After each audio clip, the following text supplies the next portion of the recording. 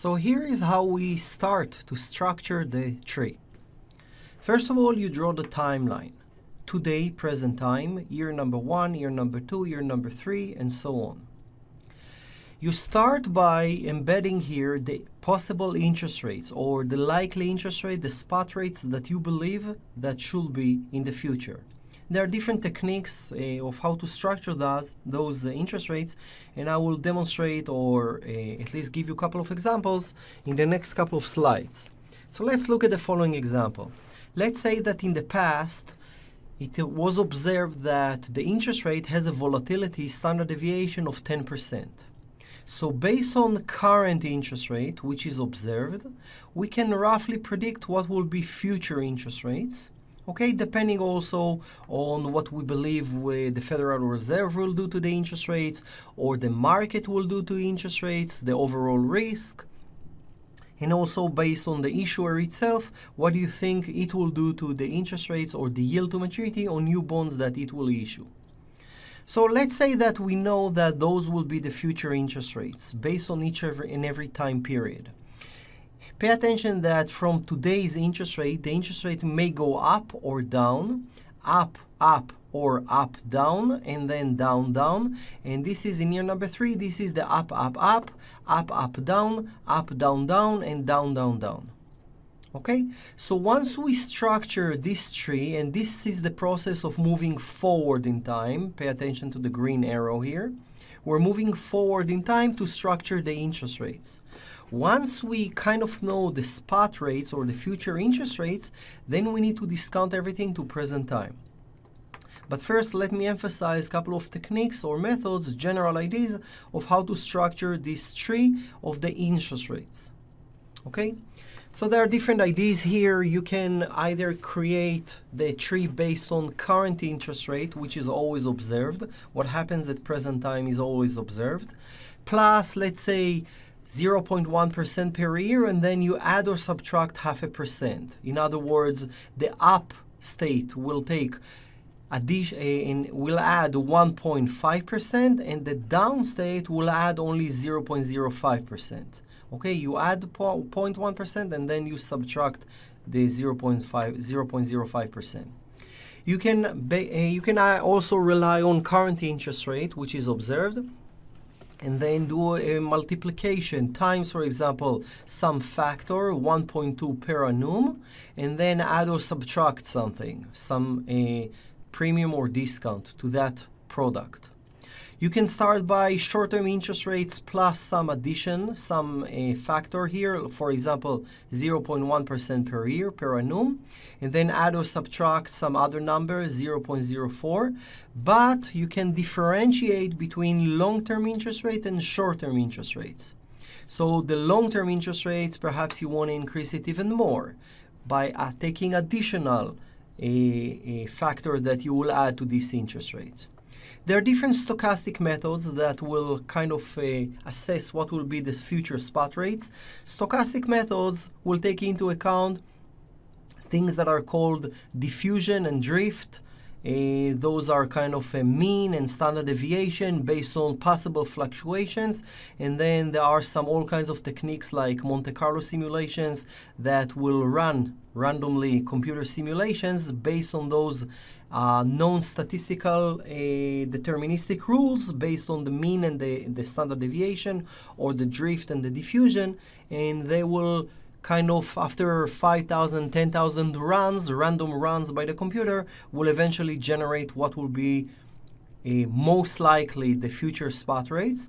There are all kinds of other statistical techniques like bootstrapping method, things that we're not going to touch in this course, but just to let you know, there are all kinds of techniques to know and not know, but try to predict what will be the future interest rates. You shouldn't care too much about that, definitely not in this course. I'm going to provide you the tree of the interest rates, what we believe the interest rates will be. All you need to take care of is to be able to discount those future cash flows, the par value and the coupons, and the value of the bonds at each and every node back to present time using the backward induction process. So the backward induction process is done by moving forward. Take a look at the green arrows here. every branch of the tree, we're processing it backward. So let me demonstrate how it is done. First, we'll deal with an option-free bond, and then we'll also add the additional complexity of the options, either a callable bond or a puttable bond, and then you will see that the nodes will actually be either with a random event or with a conscious decision, either by the issuer or by the bondholder. So once you know the interest rates that we record from before, you start from 3.4%, it either moves up or down, up, down, or down, down. And you stop with the interest rates 1 year prior to the maturity, because the interest rate at maturity, they mean nothing. At the time of maturity, the interest rate don't matter anymore, simply because what we have here in the time to maturity at the very last day when the bond will mature are only the par value and the coupons. So the interest rates here are completely irrelevant. So let's see how to discount those cash flows backward. Let's take a look at year number 3. So at year number 3, you have here the par values of $100 on each and every node, and the last coupons of 5% coupons, 5% coupon rate or $5, okay? Pay attention that the coupons are stretched also at year number 2 and at year number 1. Obviously, coupons are not being paid at present time. Whenever you buy a bond, you will never get coupon immediately, 1 second after that. So you will have to wait until the first period or the first year, and only here you will get the first coupons. Over here you will get the second coupon, and over here you will get the third coupon and the par value. So this is a 10% assumed interest rate volatility, 5% coupon rate for a bond, with a par value of $100, and that will mature after 3 years. So how do we discount those cash flows? The specifications are written on the next slide, but let me stay on this slide and start to explain that. Once every now and then I will jump to the next slide. So we start from the very end. So let's focus first on this branch of the tree. We said that the interest rate, the interest rate may go up, may go down. In any event, regardless of whether the interest rate goes up or down, you will get $100 par value plus the last coupon of $5. This is assuming that you will hold the bond all the way until maturity. In this case, what we're doing is the same process that we described over here. You add the value of the bond in the up case plus the coupon, the value of the bond in the lower case, the down case state, plus the last coupon, discount either each and every one individually or both of them together, it's the same thing mathematically, by dividing it by 1 plus the interest rate, and then do half or divide by 2. This is what we're doing. So do 100 plus 5 divided by the assumed interest rate to be 7.1683, in other words, by 1 plus these interest rates, plus 100 plus 5 par value plus the last coupon in the down state, discounted by the same interest rate 7.1683, in other words, dividing it by 1 plus this discount rate, and then do half, the average.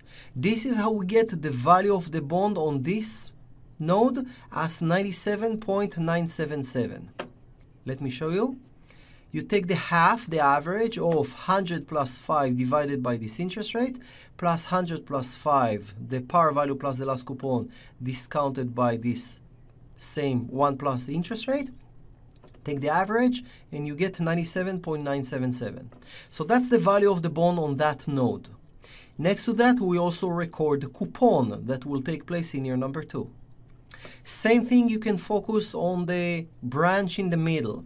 100 plus 5 plus divided by 1.058689 plus 100 plus 5 divided by 1.058689, and then do half or divide by 2. This is how you get this value of the bond on that node, 99.179. Here it is, 99.179. We get that by those calculations. So that's the value on that node that we will call it up-down node or high-low, okay? Then you focus on that branch of the tree.